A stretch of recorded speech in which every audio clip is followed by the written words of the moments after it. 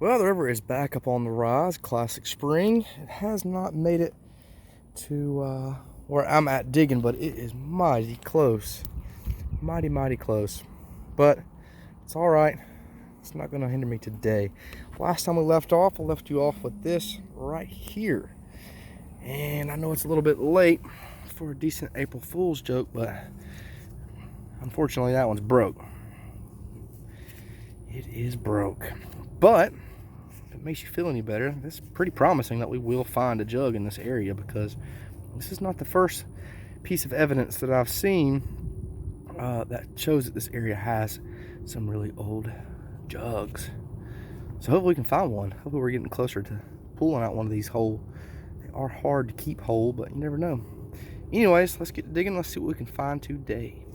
All right, so for those of you that have been kind of keeping up with all my longer videos, my posts, I have been finding most of my good treasures, my good bottles, on this left side of the pocket. I do have one over here, so I've been kind of widening my my hole to the left a little bit.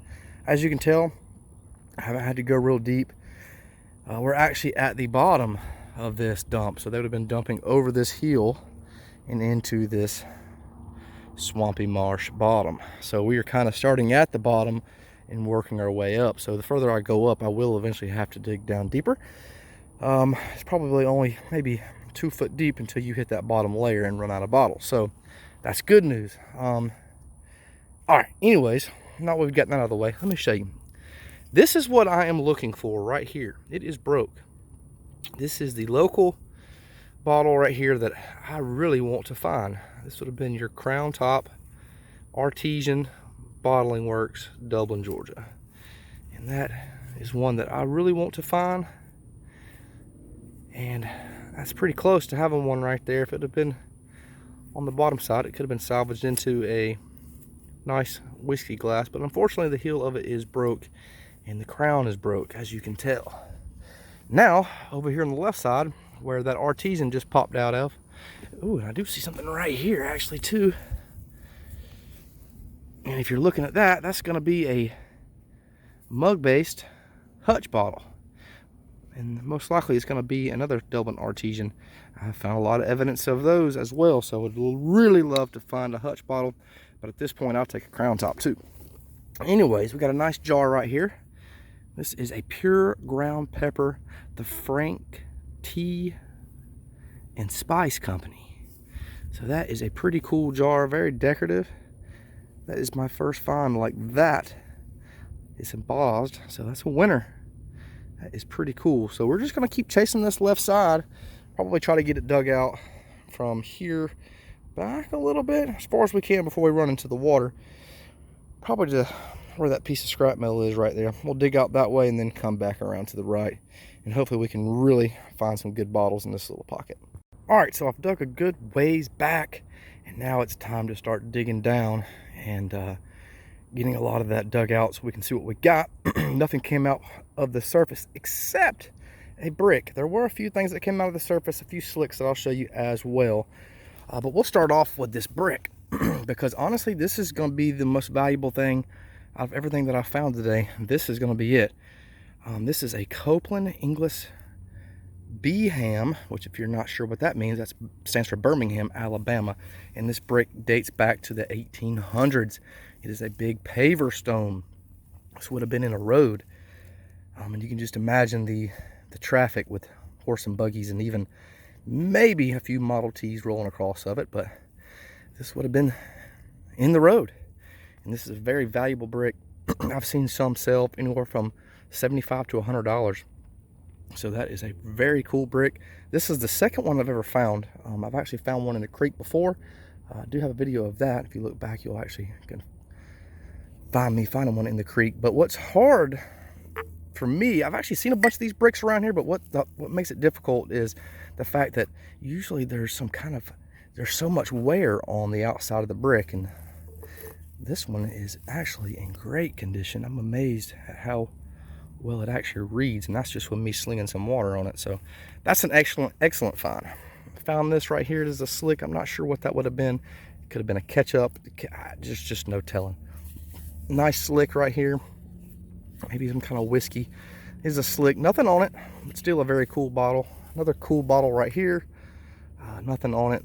I'm actually amazed that these hold up. These are usually pretty fragile, especially with that thin neck right there. They usually do not make it. I do not know what this is, so if you know what that is, let me know. I'm not even sure what kind of material that is.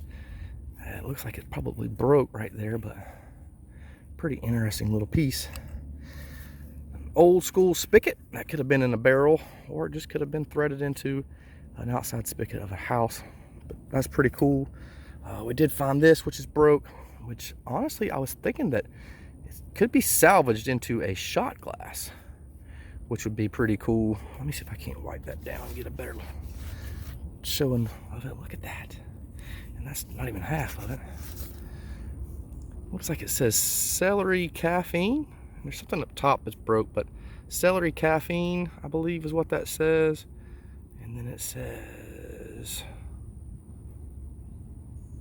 Shelf Chemical Company, maybe, Richmond, Virginia. So that's pretty cool. I'm gonna hang on to that, and we'll see if we can't make that into a shot glass, because that would be bad to the bone. And we did find some more evidence of Bottling Works bottle, and this is your Wrightsville right here. For all you live in Middle Georgia, this is a Wrightsville Bottling Works. This is a highly sought after bottle. Unfortunately, it will not be whole. It is broke up top on the crown side, and it's a little bit too low to be salvaged into a whiskey glass. So that's a bummer. But that's a good sign that we are going to find one out here, because if you have broke ones, you have whole ones, that is a fact. So let's get back to digging, and maybe we can pull out a whole one. All right, so that's going to be it for today. That's the finds of the day. Now, when I last left y'all just a second ago, I actually took a break from digging over here, and I went just a little ways over there, and there's a pond over there, but I went down, and because I'm looking at this area, and I know there's been diggers out here before, and I'm looking at these indentions in the ground out here, and I'm kind of thinking, okay, there's been people that's probably previously dug in areas before. And now I've dug a few holes, test holes through here, but just to lay the land. I mean, now it could be just from flooding, but it just makes me wonder if those areas weren't dug. So I kind of went and I took the high spots along this power line and dug sample holes into it. And I went right over there, a little ways over there, and I'll show you all that on the next video. And I dug a little test hole, and all I was doing was pretty much just digging down right at the top of the surface, and almost just kind of like tilling up the soil, loosening it up so I could start maybe a dig over there. And then instead of going kind of so broad, maybe doing a dig over there and going straight down. And not even, man, I don't know, maybe 6 inches to a foot down over there, there's embossed bottles and treasures everywhere. We're going to start off with this one because this is the one that's in focus, I guess.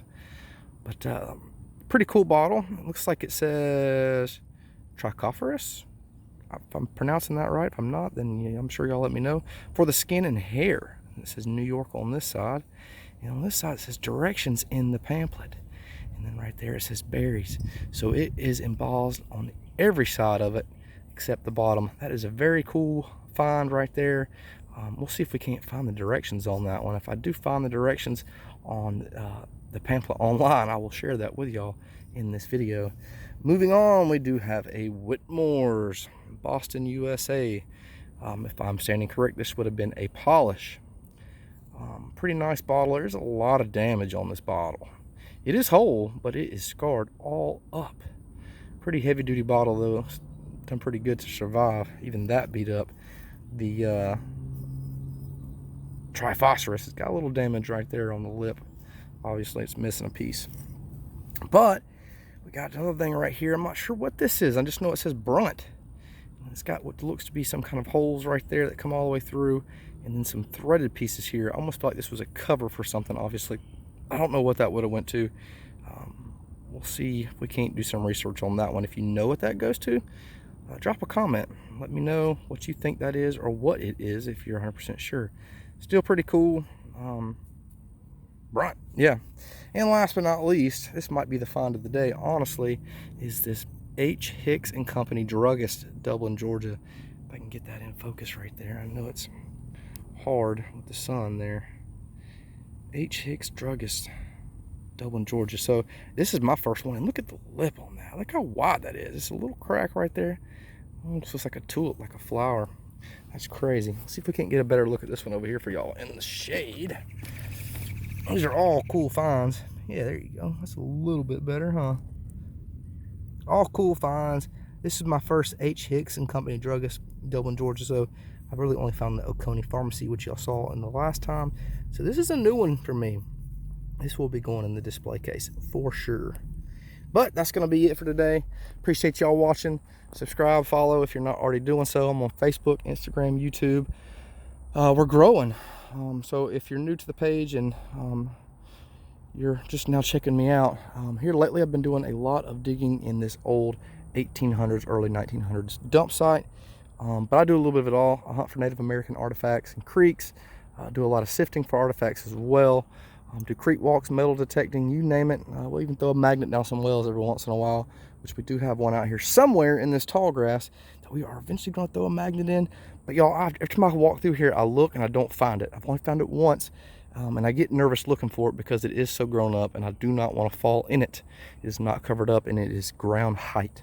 So it's a pretty dangerous thing to be looking for by myself. But eventually we will find it and we will put a magnet down it and no telling what we will find there. But like I said, appreciate y'all watching. Until next time, holla at y'all. Well, I'm headed out, and here lately I feel like I've been leaving y'all little presents at the end of my videos each time. You think I'm done, and then I always come back with something else, and that's just because I appreciate y'all hanging out just a little bit longer with me. But I wanted to show you some things that I found on the way out. Look at these old Pepsi cans and a Mountain Dew can. Mountain Dew is actually a pull tab. Pepsi is not. But even so, these are pretty cool. And I will hang on to these. I like these because they make great little things to just kind of hang up in the barn or in your old shed. Just an old talking piece, but how about that? They're actually kind of hard to find, y'all. You just don't find these in half decent condition anymore. And these are in rough condition, but they do have that old look to it, which is pretty cool for an old shop. Like I said, and they just don't seem to hang on, but these have. So we'll hang on to these today.